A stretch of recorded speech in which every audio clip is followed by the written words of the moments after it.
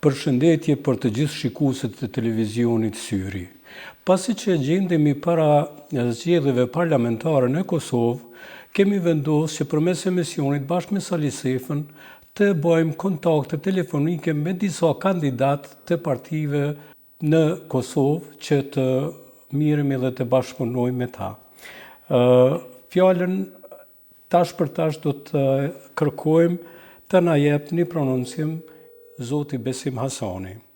Radha e tashme e telefonatës së dytë e kemi Besim Hasanin, mbi 25 vite rresht kryetari i Komitetit Olimpik të Kosovës, një kandidat i stazheve maratonike, atë çka e ka nis kur nuk është ndalë pa e realizu, 18 vite punë e mundimshme deri te pranimi historik i Komitetit Olimpik Kosovës në Komitetin Olimpik Ndërkombëtar me të drejta barabarta, medalje të arta olimpike e të arta rezultate kulminante botërore. Përshëndetje Besim Hasani. Përshëndetje. Besim, jeni në televizionin Syri këtu në Zvicër dhe në emisionin bashkë me Sali Sefën. Kemi dashur të marrëm një prononcim tuaj sepse jeni kandidat për deputet në Parlamentin e Republikës të Kosovës. Besimi garon si kandidat i Partisë Demokratike me numër 130 dhe me numrin e tij 22. Jeni personalitet i jashtëzakonshëm dhe vjen ka komuniteti i sportit. Besim, a mund të pyes, a mund të na thuash me pak fjalë sa i duhet Parlamentit të Kosovës një emër kaq i madh siç është Besim Hasani? Së pari dua t'ju falenderoj juve për ftesën dhe po ashtu dua që t'i përshëndes të gjithë teleshikuesit tuaj. Faleminderit. Gatishmëria ime për të qenë pjesë e politikës vjen pas një përvoje të jashtëzakonshme në sport, por jo vetëm në sport, dhe normalisht pas një pushimi ndoshta 4 vjeçar, sikur isha i jetshëm për të vazhduar me kontributën siç kanë qenë edhe në të kaluarën, prandaj vendosa që të kyqem në politikë dhe besoj se do të jem një vlerë e shtuar në Parlamentin e Republikës së Kosovës, sepse ashtu jam mësuar të jetën, këtë e kam edhe trashëgimi qysh nga baba, dhe po mundona që kjo trashëgimi të vazhdohet edhe te fëmijët e mi. Besim, pyetja e dytë kishte me qenë çka i premtoni komunitetit të sportit dhe a do të jeni zëri me përvojë më të gjatë sportive në Parlamentin para lojrave mesdhetare që do të mbahen në Kosovë në vitin 2030. Me komunitetin e sportit jam në kontakt të përditshëm, do thotë më shumë se 30 vite, prandaj e njohim njëri tjetrin dhe të gjithë janë të bindur që përkushtimi im i parreshtur, shkollimi i përhershëm, mësimi i përhershëm, pjesëmarrja në nivele ndërkombëtare, në seminare të ndryshme, por edhe mastere që kam përfunduar për menaxhimin strategjik të organizatave sportive, shumë seminare të mbajtura pastaj me mbi 30 federata olimpike dhe mbi 10 paralimpike.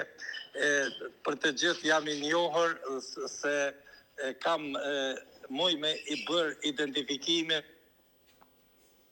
janë sport, të cilat pastaj i caktojmë si objektiva strategjike që duhet të realizohen. Kështu që jam i bindur që pritshmëritë edhe SPAK-u edhe bazuar këto reaksionet e fundit pasi që jam përcaktuar që të merrem me politikë, kam pranuar aq shumë reaksione politike sa që më entuziazmojnë. Do të punoj shumë dhe të jem pjesë e parlamentit dhe së bashku me ta do të identifikojmë të gjitha nevojat e sportit dhe normalisht që sporti do të zhvillohet, sporti do të avancohet edhe nëpërmjet meje si nesër si pjesë e parlamentit. Pyetja e tretë do të jetë dhe e fundit. Ju keni qenë profesor dhe vini nga një familje ku babai i juaj, Qazim Hasani, është pishtar i arsimit të Kosovës. Keni punuar edhe në kohën e regjimit okupimit të Serbisë, kur keni qenë kryetari i Komitetit Olimpik dhe keni punë në mënyrë paralele. Po ashtu, gjithë arsimi në Republikën e Kosovës ka punu në mënyrë paralele dhe ajo punë prej vitit 89 deri te liria që vitit 2000, çka mendoni për ata arsimtar që kanë dhënë kontribut aq të madh për çështjen kombëtare dhe për mos ndaljen e zhvillimit të arsimit në Kosovë? Unë shumë të falenderoj për këtë pyetjen e tretë, sepse kjo më kthen në ato rrethonat kur kam qenë fëmijë dhe baba im ishte mësues atë botë, pra është njëri ndër pishtarët e arsimit në Gollak dhe tër jetën është përkushtuar arsimit e një periudhë kohore edhe sportit, që nga këto dy fusha i kam trashëguar edhe one, por do thot çdo gjë që kam mësuar për nevojën e një edukimi të duhur të brezave të rinj kam nga babai im Qazim Hasani, të cilin e njohin shumë breza, sepse Besim, që thash mbi 40 vite ka punuar atje. Besim, a bën të ndërprej vetëm një moment. Qazim Hasani nuk ka eduku vetëm Besim Hasanin, po e ka eduku tër Gollakun. Ne i jemi falenderus për punën dhe dijen që na e ka përcjell gjithë gjeneratave ma vonë. Më falë, vazhdo të lutem. Pate shumë të drejta dhe të falenderoj për intervenimin që bëre, pra s'kam nevojë matutje me përsërit për veprimtarinë e babës tim, për gjeneratat që ka hapur, gjeneratat që ka edukuar, por na ka edukuar edhe neve në familje, dhe këtë doja të thoja, por në një periudhë si absolvent në fakultetin ekonomik, kur u bën disa reforma në atë botë në ish Jugosllavi, reformat në arsim të Stipe Shuvarit, kështu kanë qenë të njohur, kam punuar 6 vite si ekonomist diplomuar, si profesor i lëndëve ekonomike, dhe pra dikun mbi 6 breza kanë kaluar në për duart e mia dhe të tjerë, dhe e kam parë se çfarë përgjegjësie është të punosh në arsim.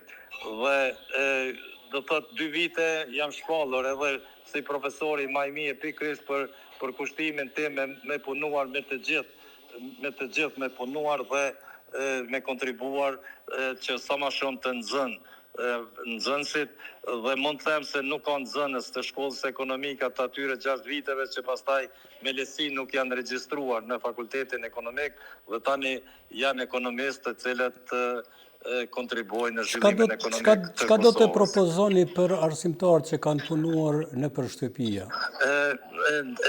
E kuptoj shumë mirë, do thot, kontributin e arsimtarëve, posaçërisht atyre që kanë kontribuar në ato rrethonat më të vështira nën okupim, në kushte jashtëzakonisht të vështira, në klasë të improvizuara, por që asnjëherë nuk janë dalur madje pa pagesë, kështu që mendoj se këta e meritojnë një monument historik edhe një obelisk e meritojnë patjetër, dhe unë do të angazhohem që të ndërtohet në një hapësirë publike, në një vend shumë të mirë, një obelisk që i përkushtohet pikërisht arsimtarëve, sakrificës së tyre, mundit të tyre, që shumë prej tyre kanë marrë pjesë pastaj edhe në luftë dhe janë vrarë, prandaj e meritojnë një monument.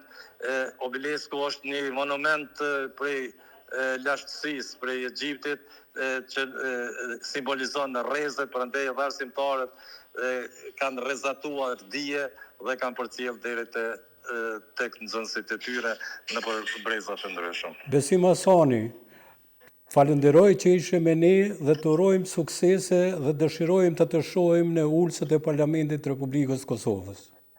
Faleminderit për këtë urim dhe i përshëndes të gjithë bashkëkombëtarët tonë që janë në Mërgat dhe ju dëshiroj jetën mirë, por mos të harrojnë asnjëherë dashurinë e vendit, sepse nuk ka vend më të mirë dhe për të jetuar se sa në Kosovë. Po kalojmë nëpër disa faza të vështira, por duhet ne si gjenerata të kontribuojmë që të lëmë pas brezit shumë ardhmërinë dhe pa ndihmën e mërkatës kjo është e pamundur. Faleminderit shumë, të përshëndesim. Respekt. Përshëndetje të ngjatjeta. Jemi në televizionin Syri në emisionin bashkë me Sali Sefën. Jemi në prag të zgjedhjeve parlamentare në Kosovë dhe kemi vendosur që t'ju marrëm disa kandidat që garoni për një ulse në Parlamentin e Kosovës. Fjala është për Gani Krasniqin me numër 49, ish burgosur politik, veteran i ushtrisë shqiptare të Kosovës, deputet në legjislaturën e kaluar dhe tash kandidat i lëvizjes vetëmendosje që ka numrin 116. Gani, si e shihni atmosferën dhe fushatën parazgjedhore në këto zgjedhje në krahasim me ato të nënshkurtit? Më së pari, falemnderoj dhe përshëndes televizorin dhe të gjithë shikuesit e TV-s, siç përshëndes edhe mikun tim, e bashkëvujësin tim, e bashkëvujtarin tim Sali Sefa. Faleminderit shumë. Fushata është dukshëm më afër përmason në të gjitha nivelet që kërkohet të demokracisë, ani pse e re e brish në Kosovë, është duke bërë të gjitha subjektet politike janë duke shfletuar programet e tyre, janë duke kontaktuar me qytetarët, me ata të cilët natyrisht nga ata kërkojnë besimin përmes votës që ti përfaqësojnë. Deri këtu sa unë, edhe pse jemi të angazhuar, nuk kam dëgjuar që ka ndonjë diçka që cënon atë që është fushatë që vërtet e meritojnë qytetarët dhe ka të gjitha ato ka thot demokratike. Gani, një jetë në shërbim kombëtar, ish i burgosur politik, veteran i ushtrisë shqiptare të Kosovës, baba i dëshmorit të kombit. Dhe çka duhet të ketë një personalitet edhe më që ta fitoj votën e votuesve tanë që Ganiu të jetë përsëri në deputet i Parlamentit Kosovës? Unë ju se kujtoj, por thellësisht besoj, sado që të ketë bërë Gani Krasniqi për jetën e tij 75 vjeçare, nga to lirisht mund të thamë 55 vjet aktive në shërbim të asaj që i detyruam, të kombit tim, të adheut tim, të Malisheves time, të Kosovës time. Kështu që qytetarët e njohin Gani Krasniqi, njohin të gjithë ata që jo ka qenë në shërbim, po ka kryer një pjesë të detyrimit, obligimit që ka ndaj qytetarëve dhe ndaj adheut të tij. Gani, jeni shëmbulltyr e një personaliteti që vërtet ton jetën e dashti, e don dhe të ta don kombin e vet. E kam pyetjen e fundit, kam disa ankesa ose shumë ankesa nga burgosur politik, sepse nga shtatori i vitit 2023 është anulu vendimi i stazhit të dyfisht për ish të burgosurit politik. Çka do të bëj Gani Krasniqi për këtë padrejtësi, ta kthej përsëri ashtu si ishte dhe të njihet stazhi i dyfisht për të burgosur politik? Përbes, ndoshta nuk është brenda detyrimeve të mia që është dashur ta di këtë, por unë e di se stazh pune kom patur vetëm më pak se 4 vjet para se të bie në burgun në burgje që kanë rarë shumë bashkëdhetar, bashkobas, bashkëveprimtar të mit. Kur unë jam pensionuar, atëherë më është njohur, do të thotë stazh i dyfisht ose i beneficuar, që thuhet, por angazhimi im do të jetë jo vetëm për këtë kategori që dihet në proporcionitet me popullatën, me qytetarët shqiptar sa çfarë përqindje ka qenë, do të angazhohem natyrisht për të bërë çdo gjë që ka bëhet, jo vetëm për këtë kategori, por për të gjitha kategoritë. Se në fund të gjithë jemi qytetar, fund të gjithë kemi dhënë si në të gjitha përpjekjet të stresuara, edhe para nesh, po edhe gjatë nesh, por secili në mënyrën e vet dhe jemi këtu ku jemi në këtë pjesë të shtjeruar të adhëut në shtetin e dytë, apo së Republikën e dytë shqiptarë dhe qytetarëve të tjerë. Kjo është rezultat i sakrificave dhe të mëparshme edhe tashme dhe të gjitha shtresa, jo thjesht vetëm të kategorive të cilët dihen që kanë qenë veprimtar kombëtar, burgosur politik, pjesëtar të QK-s e kështu me radhë. Por secili në mënyrën e vet ka kryer detyrën e tij për çka i detyrohet atë. Gani Krasniqi me shpirt të uroj suksese dhe të shoh përsëri edhe 4 vite në ulset e Parlamentit të Kosovës, sepse e hieshon atë. Të falenderoj për kontaktin dhe të uroj gjithë mirat. Gjithashtu, ju falenderoj edhe une për mundësinë që më dhatë dhe ju dëshiroj punë të mbarë e shëndet mbi të gjitha për ty, familjen dhe të gjithë stafin e shokët që punojnë. Përshëndetje nga Mërgata, përshëndes, të falenderoj shumë. Shikues të nderuar, tash po vazhdojmë edhe me një kandidate tjetër, e cila pretendon të jetë në ulset e Parlamentit të Kosovës.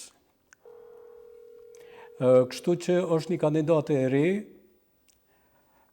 Përshëndetje. Përshëndetje, Ormane. Po ju marr nga televizioni Syri në Zvicër dhe nga emisioni bashkë me Sali Sefën. Po, je mirë. Janina, jeni kandidate e re e Lidhjes Demokratike të Kosovës që ka numrin 123 dhe ju që sjellni shpresë të reja Janina Ymeri me numrin garus 18. Janina, kam 3 pyetje për ju.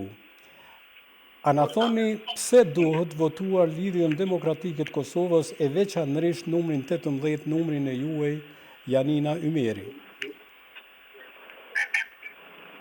Se duhet me votu Lidhjen Demokratike të Kosovës, se ka zgjidhje për problemet që i kena, ka program të artikulum, të organizum, edhe ka njerëz me cilën mujna me Kosovë për para, jep shpresë, po dhe është banë që shpresën mundet me bërë realitet, e jo veç një ndjesi që që mundet me pas elektorat.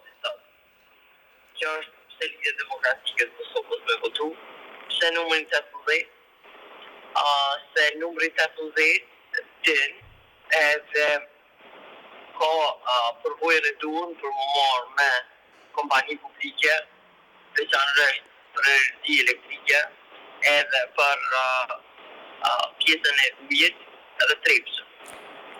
Mundet në asete kombëtare me kontribu edhe me i kry në rrugën e duhur. Janina, E dyta, arsyeja e dytë që mundet me votu është punësia. ju shkaktuat një tërmet në sistemin e transferimit të energjisë elektrike. A na premtoni që do të vazhdoni ta zbardhni këtë dyshim deri në fund të kësaj afere? Po, deri në fund.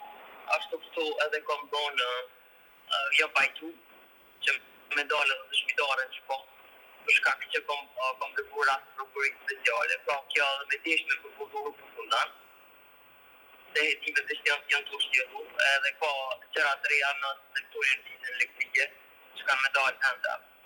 Unë është në procedurë e tukje. Nuk kam barem edhe nuk kam vullnet me mbaru, po veç me qëteko. Shumë bukur, kjo është vërtet na gëzon. Edhe pyetja e fundit do të ishte mendimi juaj, a duhet të freskohet Parlamenti i Kosovës me profesionistë dhe kuadra të reja si që jeni ju? Mendoj që është e dy anshme, dy anë do të me pas, edhe do të me pas figura të reja, po asnjëherë me pas iniciativë i largu figurat që kanë qenë për shkak që e kanë përvojën.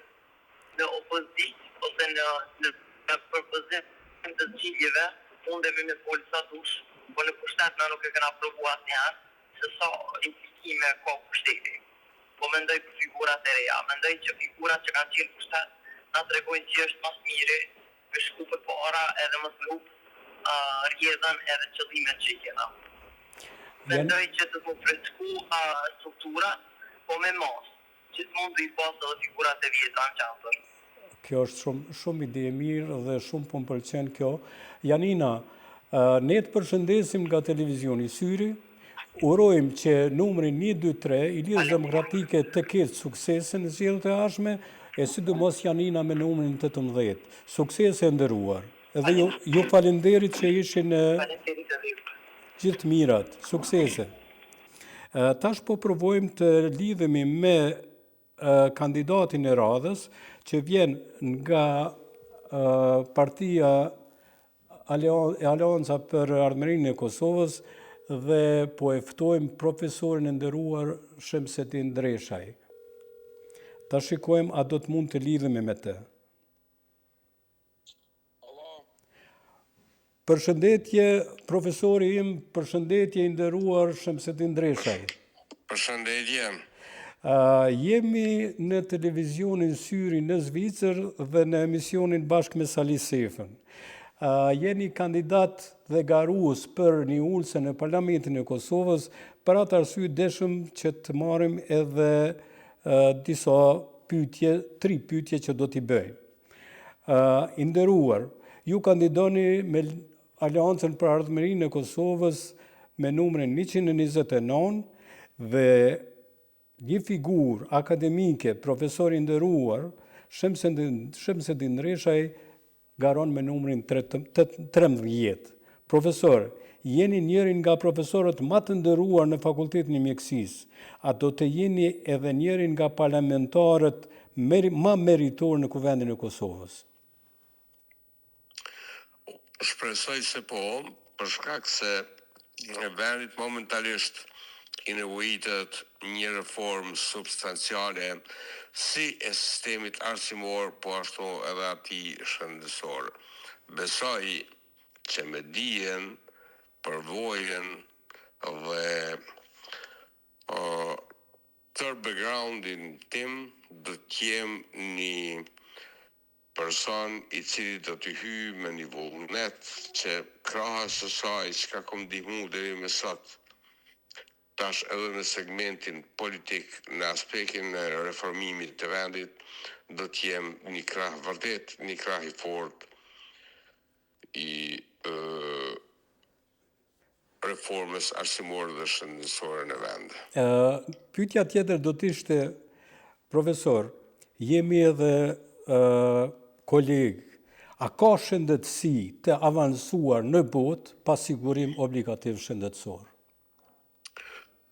Dok, shumë është pyetje me vend dhe shumë një konstatim i qartë.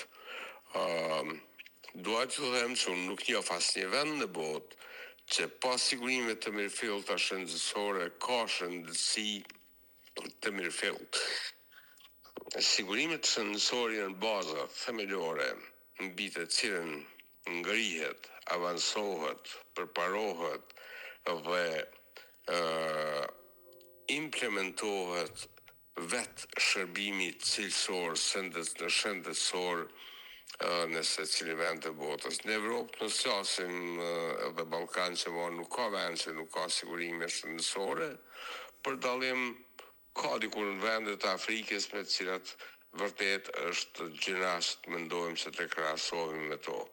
Ne kemi dalë nga lufta dok dhe na ka lanë të shkatruar, por ka dhe vende tjera që kanë dalë nga lufta, mandje kanë qenë edhe më të shkatruara dhe sot ende kanë gjurmë të luftës të afërt, por sigurimet shëndetësore i kanë implementu. Arsyeja, shëndeti nuk pret. Prof, a do t'jetë zëri juaj më i fuqishëm që presim ne të gjithë, që ju të jeni ai zë që të thirrni Parlamentin e Kosovës që të mas pari të bëj ligjin për sigurimet shëndetësore dhe pastaj të implementoni sigurimin obligativ për të gjithë qytetarët e Republikës së Kosovës.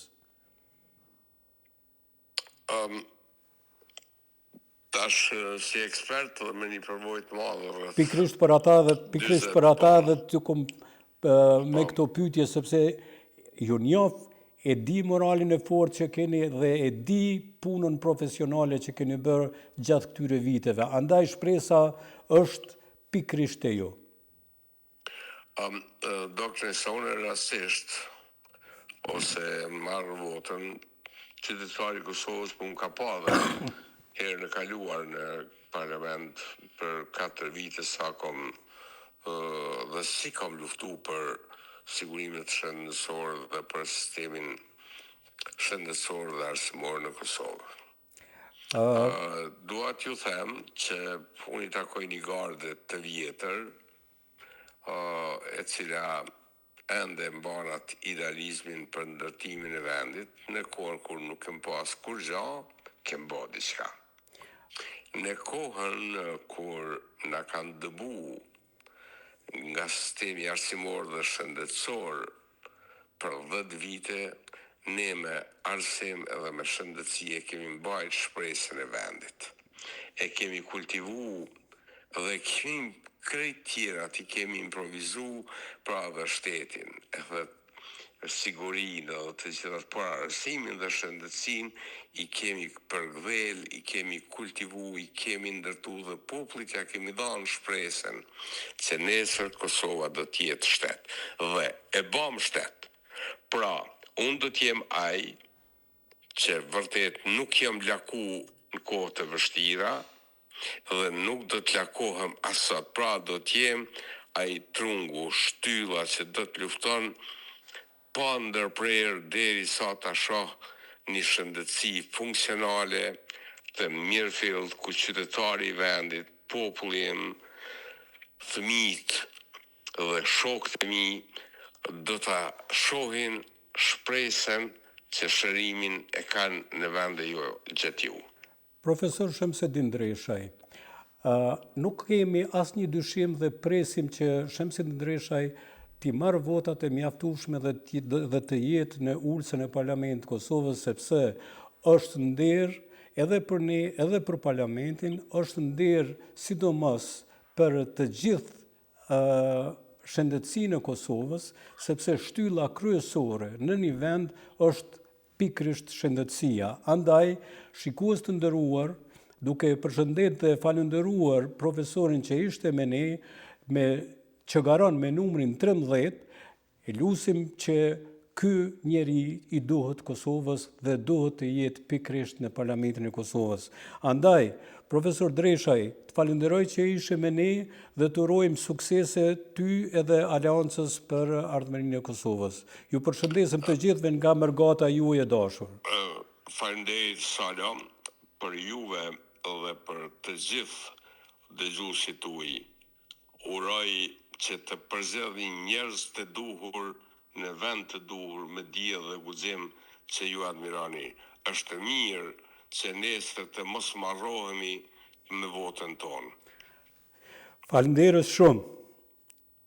Falenderit juve për ftesën dhe urime këto festat të fundvitit. Falenderës gjithashtu edhe juve. Gjithë mirat. Shikues të nderuar, po shkojmë deri te telefonata e fundit, që kemi një kandidat nga nisma socialdemokrate, të shikojmë a ka qasje, sepse ata janë gjatë kësaj kohe secili është shumë i ngarkuar. Për kandidatin për të cilin po flasim, është nga nisma socialdemokrate me numër 122 dhe Endrit Shala, që është kandidat, e ka numrin 5. Përshëndetje. Përshëndetje, zoti Sali. Po ju marrën nga televizioni Syri në Zvicër dhe në emisionin bashkë me Sali Sefën. Falenderës. Tani, jo nga rëndësia, por je kandidati i fundit që do të bisedojmë, vjen nga nisma social-demokrate që ka numrin 122 dhe kandidati i saj, një djalë i shkëlqyshëm, një profesionist shumë i mirë, një ish ministër është Endrit Shala me numër 5. Endriti është i biri i një profesori historik të Fakultetit Mjekësisë që ishte miki imi dhe e keqja është që ai nuk jeton, por Endriti e zën vendin e tij. Endriti është edhe i biri i Gjevahire Shalës, njërës nga femrat ma burnesha që kom njoftë ndonjëherë. Përshëndetje Endrit dhe mirë se vjen në televizionin tonë. Përshëndetje zoti Sefa, ajo është kënaqësi të jem në emisionin e juaj. Si po shkon gara tash para përfundimit të fushatës parazgjedhore dhe ku qëndron nisma? Po, ashtu si dini dhe ju, ne veç jemi në fushatë zgjedhore, kjo fushatë, domethënë këto zgjedhje të cilat u shkaktuan pa dëshiren edhe pa edhe pa atfar mundësinë që qytetarit i jepet mundësia për zgjedhë qeverinë. Ju e dini që përpjekjet tona si nismë edhe roli jonë si nismë i liderit tonë, kryetarit Limaj, ka qenë konstruktiv.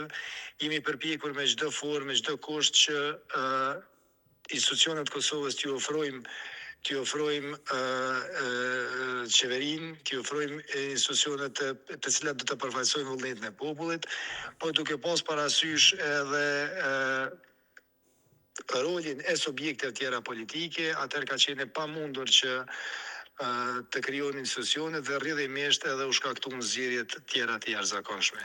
Tash këto zgjedhje ju e dini që nisma hyn vet në garë, ka pas kërkesë, ka pas zonë nga qytetarët e Republikës së Kosovës, ka pas zonë nga qytetarët të cilët janë këtu e cilët nuk janë këtu, që kanë kërkuar një bashkim, ka qenë një zonë në gjithë Kosovën, ka qenë një zonë në Mërgat. Njërin nga ata jam edhe unë, Endrit.